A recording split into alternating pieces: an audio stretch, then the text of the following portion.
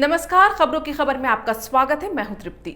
गृह मंत्री अमित शाह ने सोशल मीडिया पर एक ऐसा शब्द लिख दिया जिससे लुटियन मीडिया और खान मार्केट गैंग को जबरदस्त मिर्ची लगी है। अमित शाह ने सोनिया गांधी और राहुल गांधी से वो सवाल पूछ लिया है जिसका जवाब तय करेगा कि कांग्रेस देश हित के साथ है या देश विरोधियों के साथ है। दरअसल देश के गृह मंत्री ने peoples democratic party chief Mehbooba Mufti की अगुवाई में बने जम्मू कश्मीर के गुपकार गुट को सीधे सीधे गुपकार गैंग करार दिया है। एक ऐसा गैंग जो तिरंगे का अपमान करता है, जो देश विरोधी बयान देता है, जिस पर देश विरोधी ताकतों का साथ देने के आरोप हैं, जो जम्मू कश्मीर में फिर से आर्टिकल 370 और 35A की बहाली चाहता है, जो जम्मू कश्मीर के लोगों को सांप्रदायिकता के आधार पर भड़काने की साजिश कर रहा है, जो कश्मीर के युवाओं को देश के खिलाफ उकसा रहा है। अब यह गैंग जम्मू कश्मीर के आगामी जिला परिषद के चुनाव लड़ने जा रहा है और सवाल ये उठ रहे हैं कि क्या देश विरोधी मानसिकता रखने वाले इस अलायंस को चुनाव लड़ने की मंजूरी मिलनी चाहिए। इसी गुपकार गैंग का हिस्सा कांग्रेस भी बनी है। तो अब कांग्रेस को साफ करना होगा कि क्या वो इस विवादास्पद गैंग के साथ मिलकर जम्मू कश्मीर में चुनाव लड़ेगी। गुपकार गैंग जम्मू कश्मीर में बना उन 6 पार्टियों का ग्रुप है जो सांप निकल जाने के बाद लाठी पीट रहे हैं। मतलब 370 हटाए जाने के बाद उसे दोबारा लागू करने की मांग कर रहा है ये गैंग। गुपकार गैंग को गुप्तचर गैंग और गद्दार गैंग जैसी उपाधियां भी दी जा रही हैं। आखिर गुपकार गैंग की कौन सी हरकतें उनके देश विरोधी इरादों को जाहिर कर रही हैं और क्यों उनका साथ देने वाले देश के खिलाफ बताए जा रहे हैं, और क्या उनके कारनामे जानने के बाद कांग्रेस का इस गैंग को समर्थन करना उनकी पार्टी के ताबूत में आखिरी कील साबित होगा।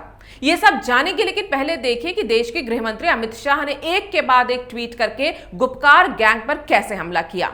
अमित शाह ने एक के बाद एक 3 ट्वीट किए और गुपकार गठबंधन के नेताओं और कांग्रेस पर जोरदार वार किए।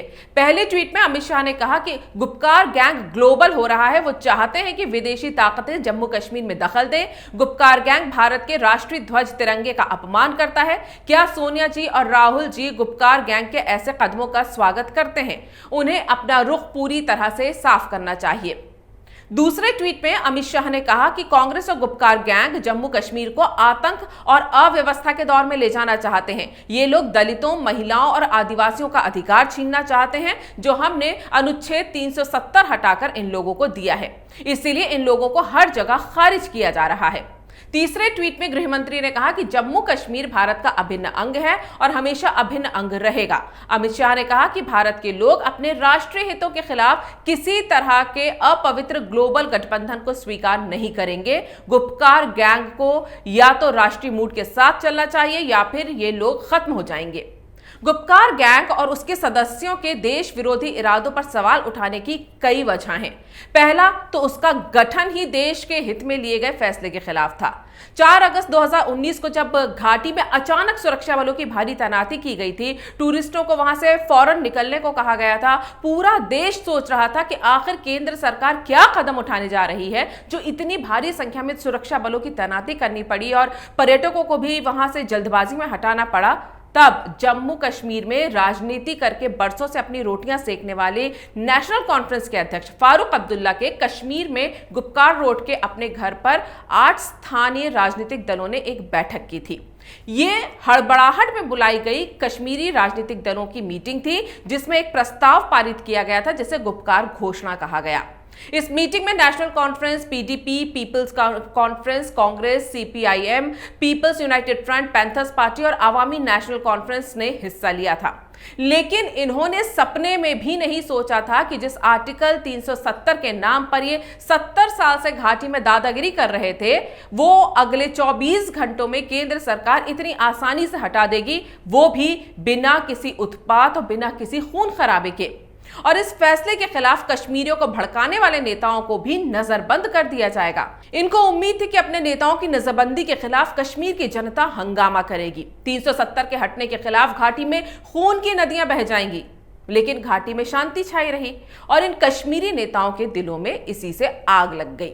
अब साल भर बाद अगस्त 2020 में जब ये सारे नेता रिहा हुए तो एक बार फिर सारी खिसियानी बिल्लियां खंबा नोचने के लिए इकट्ठा हो गईं। 22 अगस्त 2020 को गुपकार घोषणा का सीजन 2 यानी दूसरा पार्ट सामने आया, जिसे 6 राजनीतिक दलों ने समर्थन दिया। ये राजनीतिक दल कौन से थे? नेशनल कॉन्फ्रेंस, पीडीपी, कांग्रेस, पीपल्स कॉन्फ्रेंस, सीपीआई-एम और अवामी नेशनल कॉन्फ्रेंस ने फिर गुपकार डिक्लेरेशन 2 पर दस्तखत किए। इन सभी ने जम्मू कश्मीर में आर्टिकल 370 और आर्टिकल 35A की वापसी की लड़ाई साथ लड़ने की कस्में खाई हैं। अब सवाल यह है कि इस गुपकार गैंग को देश विरोधी और पाकिस्तान परस्त क्यों कहा जा रहा है? तो इस गैंग के मेंबरों के बयान इनके एजेंडे और देश के खिलाफ किए गए इरादों को जगजाहिर करने के लिए काफी हैं। सबसे पहले पीडीपी नेता महबूबा मुफ्ती की बात करते हैं, जो खाती हिंदुस्तान का है और गाती पाकिस्तान का है। इनका पाकिस्तान प्रेम किसी से छुपा नहीं है। भड़काऊ भाषण की इनकी लंबी एक सीरीज है। अपने देश विरोधी और भड़काऊ बयानों की सीरीज में महबूबा ने अब मुसलमानों को भड़काने के लिए अभी ताजा बयान दिया है। महबूबा ने कहा है कि केंद्र सरकार मुस्लिम बहुल इलाकों से मुसलमानों को बाहर करने की साजिश कर रही है। ये बात उन्होंने जम्मू कश्मीर के लिए कही है। और मजेदार बात तो यह है कि महबूबा मुफ्ती जिस गुज्जर बकरवाल समुदाय को निशाना बनाने का आरोप लगा रही है जम्मू कश्मीर में, उनकी खुद की सत्ता में रहते हुए उन्होंने उस समुदाय को कभी पूछा तक नहीं। महबूबा मुफ्ती ने केंद्र सरकार पर कश्मीरियों को बाहर निकालने और दूसरे राज्य के लोगों को सूबे में बसाने का आरोप लगाया है। महबूबा ने तो सरकार को खतरनाक अंजाम भुगतने की चेतावनी तक दे डाली है। लेकिन लगता है कश्मीरी पंडितों को शायद महबूबा कश्मीरी नहीं मानती हैं। तभी तो आज तक कभी भी उनको बसाने या उन पर हुए अत्याचार पर महबूबा ने कभी एक शब्द नहीं बोला। कश्मीर से स्पेशल स्टेटस छीनने का, या फिर ये कहें कि इनका कश्मीरी राजनीति से स्पेशल स्टेटस छिन गया, तो ये बौखला गई। इतना कि अभी कुछ दिनों पहले ही महबूबा देश के राष्ट्रध्वज का अपमान करने तक में नहीं शर्माई।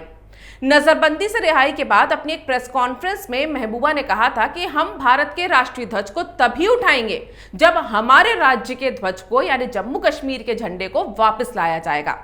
राष्ट्रीय ध्वज केवल जम्मू और कश्मीर के ध्वज और संविधान की वजह से है। उनका भारतीय तिरंगे को इस तरह से नकार देना, ना उठाना और ये कहना कि उनके लिए जम्मू कश्मीर का झंडा ही सर्वोपरि है, ये देश का अपमान है और पूर्ण रूप से देशद्रोही बयान है। उनकी खुद की पार्टी के 3 नेता इस बयान से नाराज हो गए और पार्टी की प्राथमिक सदस्यता से उन्होंने इस्तीफा दे दिया।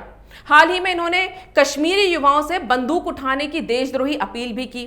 महबूबा ने कश्मीरी युवाओं से कहा था कि नौकरी ना मिले तो बंदूक उठाएं नौजवान। इतना ही नहीं, जो सेना अपनी जान की बाजी लगाकर जिन आतंकवादियों को ढेर करती है, ये उनके घर जाकर उन्हें सहानुभूति देती और मानवाधिकार के नाम पर आतंकियों का पक्ष लेती रही हैं। महबूबा सॉफ्ट सेपरेटिज्म की पक्षधर भी हैं। महबूबा की राजनीति कश्मीर में हमेशा से ही पाकिस्तान के पक्ष वाली रही है। पिछले साल जब प्रधानमंत्री मोदी ने पाकिस्तान की ओर इशारा करते हुए यह कहा था कि हमने अपने परमाणु बम दिवाली के लिए नहीं रखे हैं, तब महबूबा एक तरह से पाकिस्तानी प्रवक्ता की तरह सामने आ गई थी और कहने लगी कि पाकिस्तान ने भी अपने परमाणु बम ईद के लिए नहीं रखे हैं।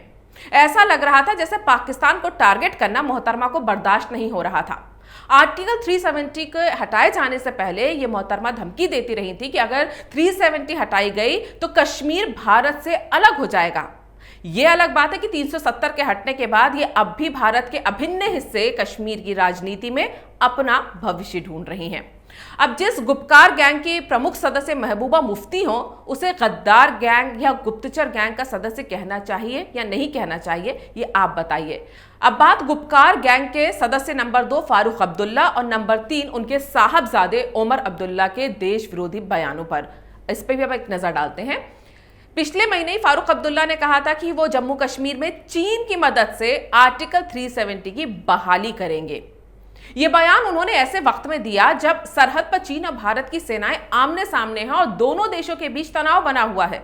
भारत से उन्हें कितनी मोहब्बत और घाटी में वो कितनी शांति चाहते हैं, ये उनके साल 2017 के इस बयान से पता चलता है। तब नेशनल कॉन्फ्रेंस के एक मुख्यालय में एक कार्यक्रम के दौरान फारूक अब्दुल्ला ने यह कहा था कि कश्मीरियों की नई पीढ़ी डरती नहीं है, उसे बंदूक का कोई खौफ नहीं है।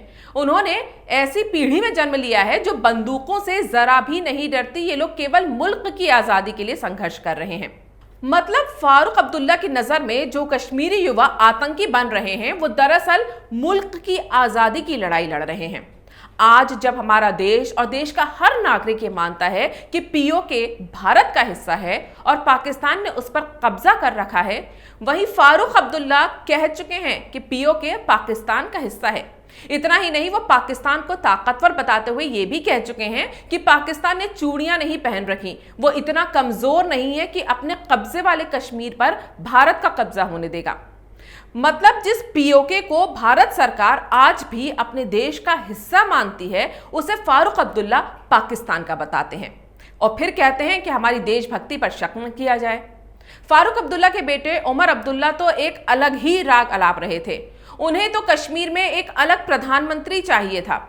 साल 2019 में बांदीपोरा में उमर ने कहा था कि जम्मू कश्मीर भारत का हिस्सा शर्त के साथ बना था और हम राज्य में वो व्यवस्था दोबारा वापस लाएंगे जिसके तहत प्रदेश का अपना वजीर आजम और एक सदर रियासत हुआ करता था। मतलब यहां देश कश्मीर को अपना हिस्सा मान रहा था और वहां उमर अब्दुल्ला 70 साल पुराना नियम लागू करने के ख्वाब संजो रहे थे।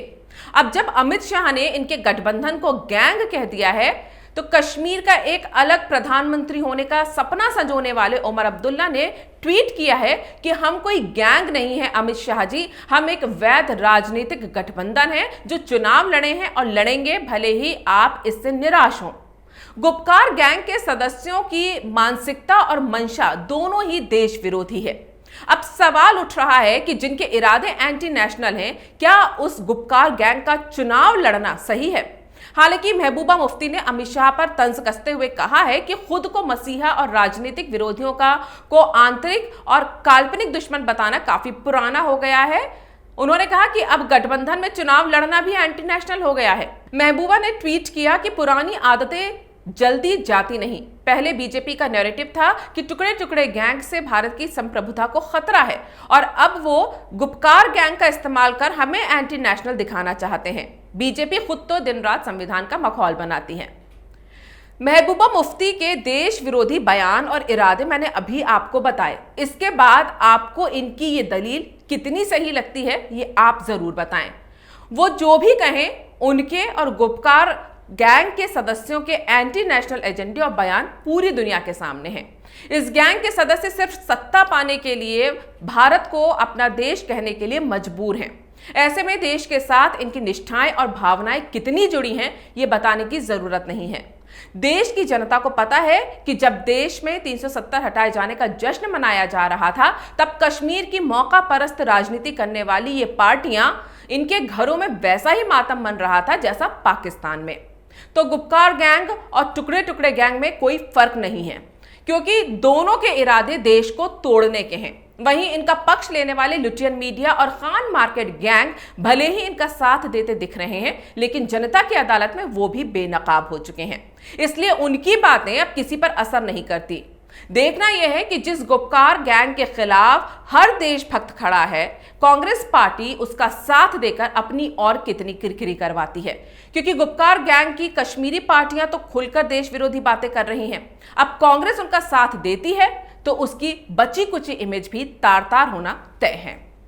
अगर आपको ये वीडियो पसंद आया है तो इसे लाइक करें, शेयर करें और कैपिटल टीवी को सब्सक्राइब करें।